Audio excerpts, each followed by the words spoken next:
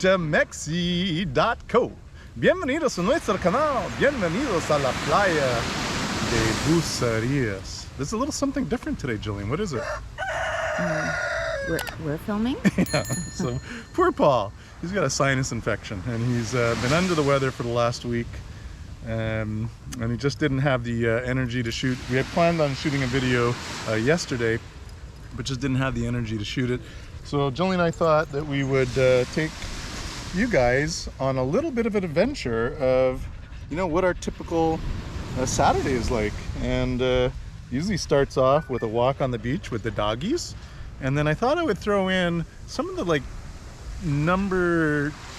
some of the top misconceptions about traveling to Mexico, living in Mexico, moving to Mexico, because there are a lot of misconceptions, hey Jill? Sometimes there is. Yeah, like one of the biggest ones, and is I hear this all the time, like, oh, I wouldn't go to Mexico because it's such a dangerous place. Well, number one, I mean, look on the beach, I mean, oh dude, I'm really scared. There's a lot of danger out here, right? But I mean, like anywhere in the world, you just need to stay away from the wrong places. Like if I'm going to Chicago, I'm not going to West Garfield Park at night. I'm just not going to do it. It makes zero sense. I probably would not come out alive if I did that. So it's probably more dangerous than other parts of Mexico. And just like anywhere in the world, you use some common sense and stick to the places that normal people live.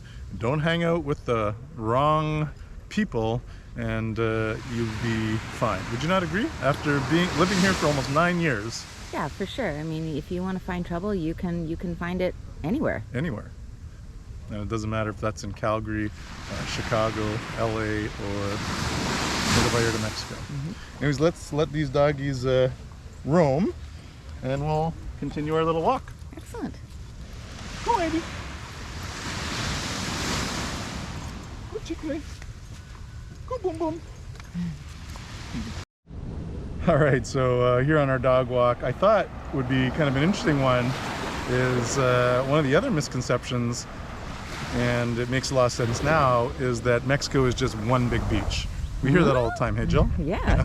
I mean, we have one big beach here that kind of extends this whole bay area, and literally from Bucerias, you can walk all along to Nueva Vallarta to the marina, and then on this side, on the north side, you can walk all the way along the beach to La Cruz. But there are some times when the tide is out, or the tide is in, that's going to make it really difficult to get to La Cruz. You have to do a little bit of swimming. We did it once with our kids.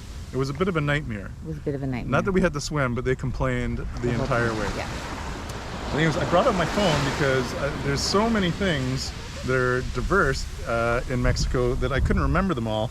But literally, we straddle the Tropic of Cancer, which makes the country pretty unique that way. But it's a world leader in climate and ecosystem diversity. So I'm going to name off all the things but one. And then I want all of you guys to name the thing that I missed. And the first person to get it right, you know what? I'm gonna do fish and chips at Karen's with them. Because we did that yesterday. Yeah, that was fun, really right? Good, yeah. So it's one of the only countries on Earth with arid deserts, dry scrublands, temperate forests, high altitude alpine. So if you go up into Mexico City, from there you can go to Desierto Leones, and it's high alpine. It's pretty cool. And subtropical forests, tropical rainforests, and it has one of the most extensive blanks. So finish that sentence. The most extensive blanks. First person to get that one correct is going to win fish and chips for two at Karen's. All right, so we're going to do our little real estate tour, and we just stopped at BC Bucerias to say hi to Pepe because we're doing a little renovation there. We're doing like renovations everywhere. Hey? We are. This is like year of renovations. Year of renovations. So one of the other myths I want to, because someone said this to me the other day, like, isn't like Mexico just all like drug lords and narcos? Like, are we okay to ride our bike out here? Like, are we going to be attacked by narcos? And the quick answer is no. You're not going to be attacked by narcos. They really could not care less about you. They have other bigger fish to fry, so to speak. But you know, one of the one things that we really, I think, as a North American, like in the northern parts of North America, meaning the States and Canada, is we just assume there's no bad people there. So the biggest customer for drugs that come out of Mexico are Canadians and Americans. And the people who are importing those drugs from said Mexicans are not your church pastor. They are drug lords and they are the cartel. It's just they've been around for a long time. They figured out how to kind of legitimize their business a little bit more. You know, they're the person next door. Their kids probably go to your kid's private school. They're just not so in the open about what they do anymore. But make no doubt about it, the drug lords and the cartel exist in Canada on an equal, if not bigger scale than in Mexico. You just hear about it more on the mainstream media about what's going on in Mexico, because it's still a little bit of a cowboyness here, but that is also changing, where these guys are becoming a little bit more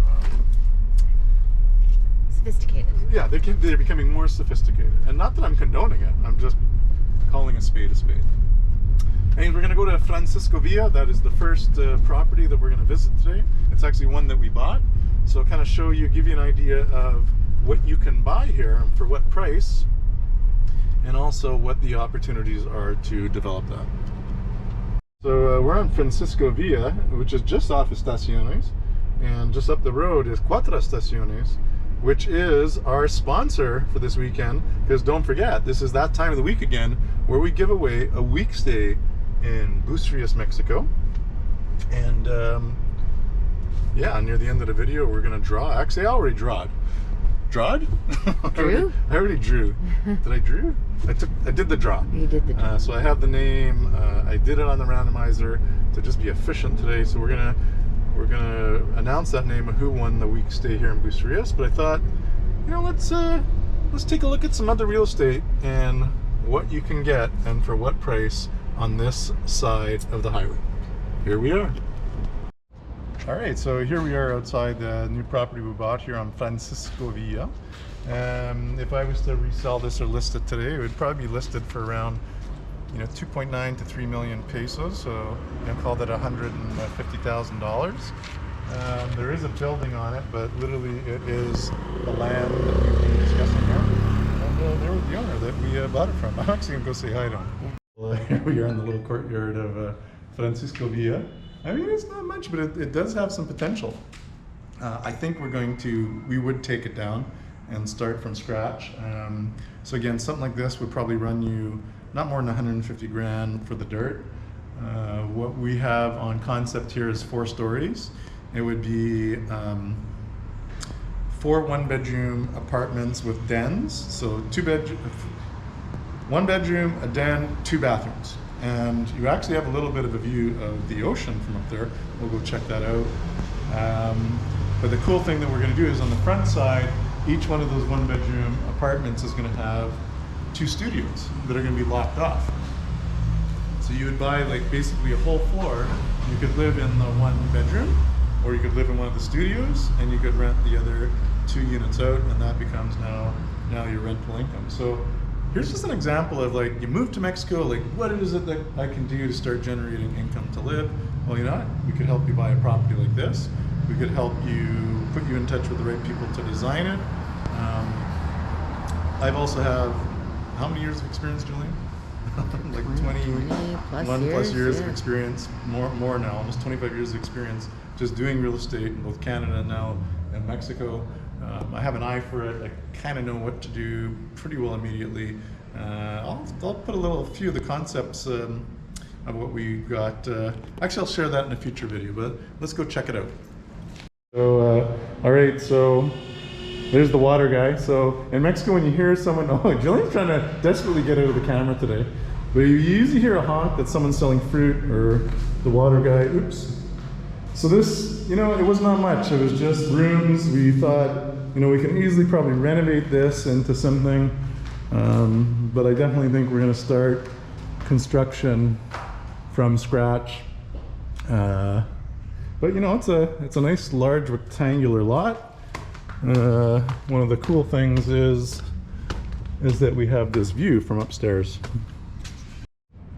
So if you could imagine, if this would actually be the first floor because parking is going to be below. So it'd be 3 more stories from here.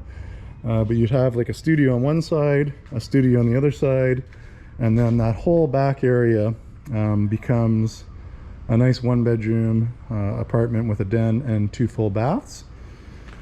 It will have elevator access plus stairs, and the nice design about this home is going to be on the 5th floor will be a rooftop pool with an infinity pool. On the back side here is going to have a view of the ocean. So from up here, this would be the 2nd story apartment, so you're going to have a partial ocean view, and then as you get higher you're going to be able to see that entire ocean from the 5th floor pool for sure. Here's another part of our tour. So this one here, Jillian's 450,000 pesos, I think, maybe 450, 440. So call it 22 grand. You can buy yourself a lot. It's 160 square meters. You know, you can build a nice little house. It's in an up and coming area. Might take a little while, but you know, it's a mixed bag of tricks. But the public pool is nearby, or the pool's nearby. There's a little playground here. It looks like actually it's kind of a cute little community that's got some potential. So all in, you probably do something here: a 3-bedroom, 3-bath, double car garage, a little pool, under 250. You know? Mm-hmm. Well, what do you guys think? What do you think, Jill? They look fresh. Yeah, looks great. So yeah, it was a nice Saturday. We did our dog walk on the beach. We went and checked out some real estate. I went and got a haircut and a shave, and we're gonna head home. And I'm gonna do the draw. The one other, stat that I wanted to kind of put out there, and the misconception about Mexico is that everyone's poor here, right? Everyone's homeless. I mean, you very rarely see homeless people in the streets. You don't have tent cities here. That's very rare. But did you know that 45% of the Mexican population is in the middle class, and that equates to 58 million people in the country of Mexico are middle class and kind of above, so meaning, it is not a purely impoverished country. That's a huge misconception. Comparing that to Canada, now Canada, well, I think is at 55 or 58% of Canadians are in the middle class, and that equates to something like 22 million people. So there's more middle class Mexicans, over double, than there are middle class Canadians. So people travel, people spend money. It's like people are always shocked when they come here, like, well, is it just like people from the States and Canada traveling here? No, like Mexico's got 58 million people in the middle class, and they are traveling just as much as you and I. So, and yeah, the homeless situation, we don't really see it, hey, in this part. I'm sure if you go to Mexico City, Guadalajara is going to rear its ugly head a little bit more, but even when we're there, I don't really see it much. Actually, I still see it when I'm in, like, go to San Francisco or LA. We were in Louisiana. Remember when we kind of went under the bridge, and there was like 100 tents under that bridge. Anyways, on that note, everybody, it's that time of the video again when we give away a week stay in Bucerias, Mexico, and I'm going to do that as soon as we come home. Hey everybody, it is Joel back again. It's that time of the video again where we're going to announce the winner and the bonus winner. I am back at my desk. I am without a camera person. As you know, Paul is not feeling well today, and Jillian's got some work to do, so I just have my iPhone sitting up on a little bucket here, and anyways, we're just going to do our best. So this week's winner of the week stay in Bucerias, Mexico at Cuatro Estaciones is Bruce BLACKMAN. Congratulations. Felicidades, Bruce. You've won yourself a week stay at Cuatro Estaciones here in Bucerias, Mexico. Please contact Jillian, info@movingtomexi.co to claim your prize. You'll have to the end of 2023 to use it. And for the bonus prize, which is a week stay at the newly renovated Casa Victoria, is no other than one of our members and a long-term member, LORRAINE KLEMCHUK. Felicidades, LORRAINE. You have finally won, and you won yourself a week stay here at Casa Victoria. Again, contact Jillian, info@movingtomexi.co to claim your prize, and you'll have to the end of 2023 to use it. So on that note, everybody, hope you enjoyed our video without our great friend Paul, but I'm sure he will be back hopefully for this Taco Tuesday. See you then. Nos vemos. Hasta luego and adios.